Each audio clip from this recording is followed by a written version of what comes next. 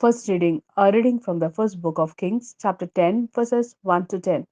The queen of Sheba heard of Solomon's fame and came to test him with difficult questions.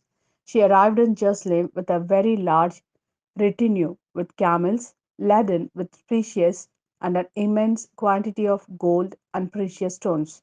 Having reached Solomon, she discussed with him everything that she had in mind. And Solomon had an answer for all her questions. Not one of them was too obscure for the king to answer for her.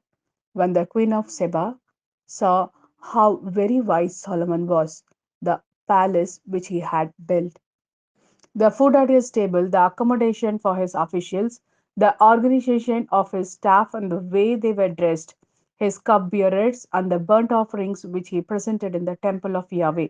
It left her breathless. And she said to the king, the report I heard in my own country about your wisdom in handling your affairs was true then, until I came and saw for myself. I did not believe the reports, but clearly I was told less than half. For wisdom and prosperity, you surpass what was reported to me. How fortunate your wives are! How fortunate these countryers of yours, continually in attendance on you and listening to your wisdom. Blessed be Yahweh your God, who has shown you his favor by setting you on the throne of Israel. Because of Yahweh's everlasting love for Israel, he has made you king to administer law and justice.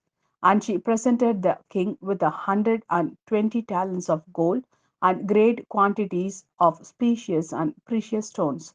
No such wealth of species ever came again as those which the queen of Sheba gave the king Solomon. This is the word of Lord. Thanks be to God.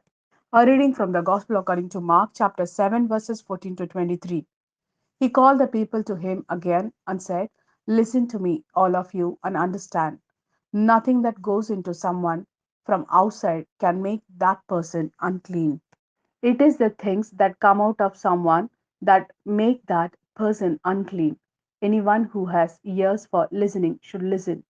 When he had gone into the house away from the crowd, his disciples questioned him about the parable. He said to them, even you, don't you understand? Can't you see that nothing that goes into someone from outside can make that person unclean?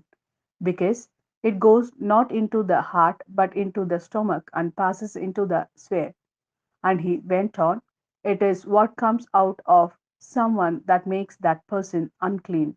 For it is from within, from the heart, that evil intentions emerge: fornication, theft, murder, adultery, avarice, malice, desire, indecency, envy, slander, pride, folly.